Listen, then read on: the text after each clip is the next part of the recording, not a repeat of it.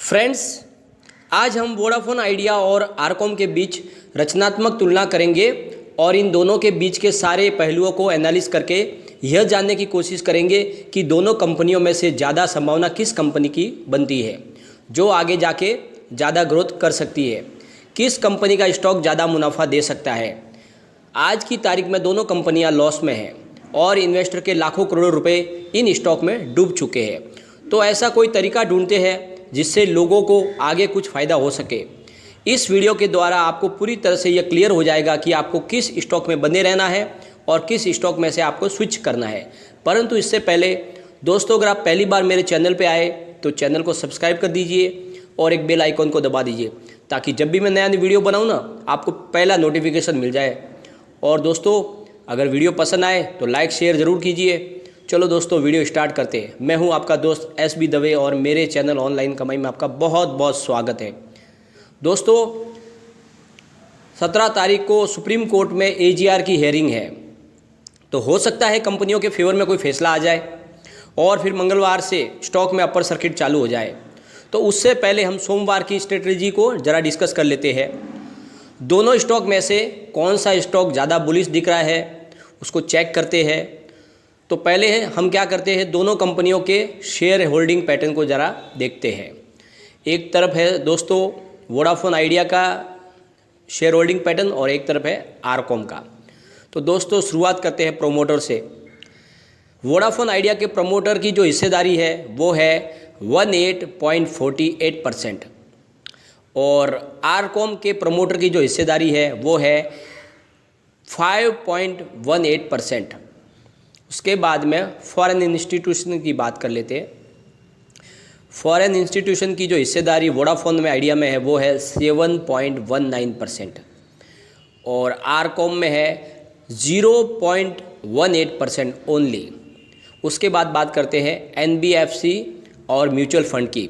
तो वोडाफोन में उनकी हिस्सेदारी है 2.75% और आरकॉम में NBFC और म्यूचुअल फंड की हिस्सेदारी है मात्र 0.01%। और अदर्स की हिस्सेदारी देख लेते हैं वोडाफोन आइडिया में, तो दोस्तों वो बनती है 5.60 और आरकॉम के अंदर की हिस्सेदारी है दोस्तों 12.70%। अब दोस्तों बात कर लेते हैं जनरल पब्लिक की, हमारी जैसी आम जो इन्वेस्टर है उनकी बात कर लेते हैं। तो जनरल पब्लिक में वोडाफोन आइडिया के अंदर इक्विटी जो हिस्सेदारी उनकी बनती है वो है 11.53 और आरकॉम के अंदर जनरल पब्लिक की जो हिस्सेदारी बनती है वो है 76.26%। पूरी हिस्सेदारी आम जनता की 75-76%। अब दोस्तों फाइनेंशियल इंस्टीट्यूशन की बात कर लेते हैं। तो वोडाफोन आइडिया में उनके जो हिस्सेदारी है वो है 0.89% और आरकॉम के अंदर फाइनेंशियल इंस्टीट्यूशन की जो हिस्सेदारी है वो है 4.86% और वोडाफोन आइडिया में फॉरेन प्रोमोटर की जो हिस्सेदारी है वो है 53.57%। क्योंकि पता है दोस्तों आपको कि वोडाफोन में जो पार्टनर्स है उनमें ब्रिटिश कंपनी भी है और आदित्य बिरला ग्रुप भी है, दोनों पार्टनर है, इसलिए उनकी भी हिस्सेदारी इसके अंदर है। तो 53.57% वोडाफोन का जो है हिस्सेदारी है। अब दोस्तों ये जो शेयर पैटर्न को अगर आप अच्छे तरीके बारीकी से देखेंगे तो इसमें से एक बात निकल कर आती है, वोडाफोन के अंदर जनरल भागीदारी मात्र 11.53% है। 11.53% ही आम लोगों की हिस्सेदारी है स्टॉक के अंदर, बाकी सारे प्रमोटर के पास है, फॉरेन इंस्टीट्यूशन के पास है, म्यूचुअल फंड वगैरह के पास है। अब उसके उलट देख लो, आरकॉम के अंदर रिलायंस कम्युनिकेशन में 76.26% की हिस्सेदारी पूरी की पूरी सिर्फ एक जनरल पब्लिक के पास है, यानी आम इन्वेस्टर के पास, हमारे आपके जैसे लोगों के पास। यानी कि पूरा का पूरा माल हमें पहना दिया गया है। कंपनी ने ये जो इन्वेस्टमेंट है वो सारा हमारा डूबा हुआ पड़ा है। कंपनी के अंदर वो सब खाली हो चुके हैं, न इसमें म्यूचुअल फंड वाले हैं, न इसमें फॉरेन इंस्टीट्यूशन है, न प्रमोटर है, सब गायब है। सारे के सारे पैसे आम जनता के फंसे हुए हैं। अब दोस्तों ये सब देख के ऐसा जो नतीजा निकल रहा है वो है कि वोडाफोन आइडिया में आम इन्वेस्टर का इन्वेस्टमेंट तो बिल्कुल कम है और सारा माल प्रोमोटर और उनके पास म्यूचुअल फंड वगैरह और एनबीएफसी फॉरेन इंस्टीट्यूशन के पास है। इसकी पूरी जो उल्टी तस्वीर बन रही है वो देख लो कि आरकॉम में प्रमोटर और फॉरेन इंस्टीट्यूशन के पास तो कुछ भी नहीं है और सारा का सारा जो स्टॉक है, जो सारा इन्वेस्टमेंट लगा पड़ा है वो आम जनता का लगा पड़ा है, यानी आम जनता इसमें आरकॉम में फंस चुकी है। और दोस्तों अब ज़रा एक जनरल कंपैरिजन भी करके देख लेते हैं दोनों कंपनियों के बीच में क्या क्या फ़र्क है वो। तो दोस्तों पॉइंट वाइज पॉइंट हम ज़रा जांच करते हैं। पहला पॉइंट है दोस्तों, वोडाफोन कंपनी अभी चालू है और वहाँ आरकॉम बिल्कुल कामकाज बंद है, कंपनी बंद है पूरी तरह से 2018 से। सेकंड पॉइंट जो बनता है तो वोडाफोन गवर्नमेंट का जो एजीआर बाकी है उसे चुकाने के लिए मोहलत मांगी है वोडाफोन ने। वोडाफोन बोल रही है कि मुझे कुछ समय चाहिए, मैं गवर्नमेंट का जो एजीआर बाकी है हम चुका देंगे, उसके लिए हमें समय चाहिए। लेकिन यहाँ पे आरकॉम में देखिए दोस्तों, सेकंड पॉइंट जो है, कंपनी अपने आप को दिवालिया घोषित करने के लिए एनसीएलटी में गई हुई है। कंपनी को दिवालिया घोषित होना है, उनको इस कर से मुक्ति चाहिए, उनको कंपनी नहीं चलानी है।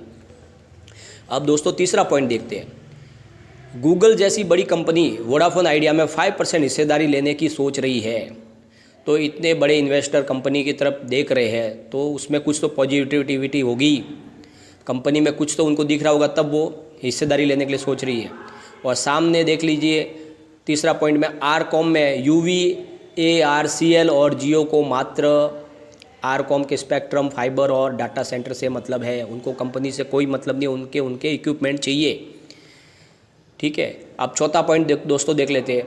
कंपनी बंद होने से लाखों लोगों के रोजगार का संकट पैदा हो जाएगा वोडाफोन आइडिया में, क्योंकि कंपनी अभी शुरू है। अगर बंद होगी तो इतने बड़ा जो नेटवर्क खड़ा है, आज इंडिया की तीसरे नंबर की बड़ी कंपनी है, तो लाखों लोगों के रोज़गार का बड़ा संकट पैदा हो जाएगा। और यहाँ पे देख लीजिए दोस्तों चौथे पॉइंट में, आरकॉम कंपनी बंद है का रोज़गार का जो संकट है वो कोई पैदा होने वाला है नहीं, किसी की नौकरी जाने वाली नहीं। अब पांचवा पॉइंट देख लेते दोस्तों। लाखों लोगों के रोज़गार और इंडिया की इमेज को धक्का न लगे, इसलिए सरकार इसको उबारने की कोशिश पूरी करेगी। क्योंकि इतना बड़ा रोज़गार छीन जाए, सरकार ऐसा काम नहीं करेगी। तो सरकार पूरी कोशिश करेगी कि वोडाफोन आइडिया को कैसे भी करके इसको उबारे, इसको किसी से टेक ओवर करवा दे या इसमें किसी की हिस्सेदारी बढ़ा दे, लेकिन कंपनी को शुरू रखने की पूरी कोशिश सरकार करेगी।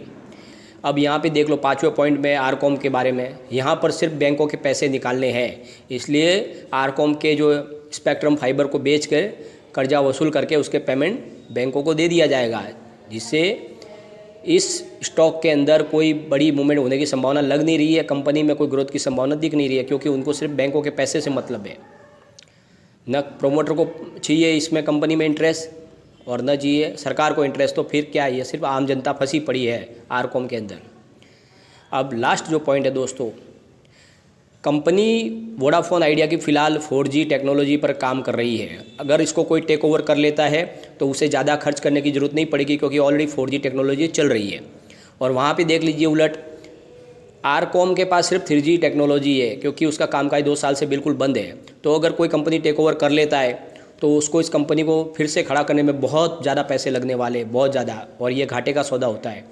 तो जल्दी से कोई उसमें इन्वेस्टमेंट करने की सोचेगा। सब दोनों टेलीकॉम कंपनी है, लेकिन एक तरफ बढ़ने की संभावना है, एक तरफ बढ़ने की संभावना नहीं दिख रही है।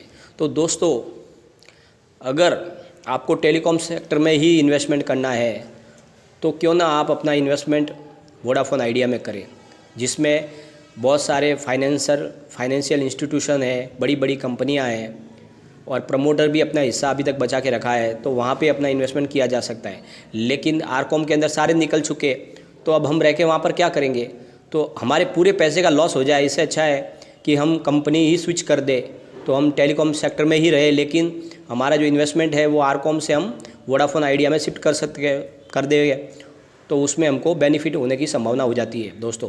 वैसे शॉर्ट टर्म के लिए दोनों में ही अभी तेज़ी बरकरार रहेगी, क्योंकि फ़िलहाल जो है 19 तारीख को इसकी एनसीएलटी में भी आरकॉम की हेयरिंग है, तो 2-4 दिन तो शेयर बढ़ता रहेगा। लेकिन लॉन्ग टर्म में देखें दोस्तों, लॉन्ग टर्म प्रोस्पेक्ट के हिसाब से तो बेटर कंपनी वो निकल के आ रही है वोडाफोन आइडिया। तो मेरी तो राय है दोस्तों, अगर आपको टेलीकॉम सेक्टर में ही रहना है, टेलीकॉम सेक्टर में अगर आपको इन्वेस्टमेंट रखना है तो आप वोडाफोन आइडिया की तरफ देखें। वैसे दोस्तों, आप अपना कोई भी इन्वेस्टमेंट करने से पहले अपने फाइनेंशियल एडवाइज़र की एडवाइस ले लें। मेरे कहने से कोई इन्वेस्टमेंट न करें, क्योंकि मैंने ये वीडियो जो बनाया है सिर्फ आपके एजुकेशनल पर्पज़ के लिए ही बनाया है। और दोस्तों, वीडियो अगर पसंद आए तो लाइक शेयर ज़रूर कीजिए और चैनल को सब्सक्राइब कर दीजिए। थैंक यू दोस्तों।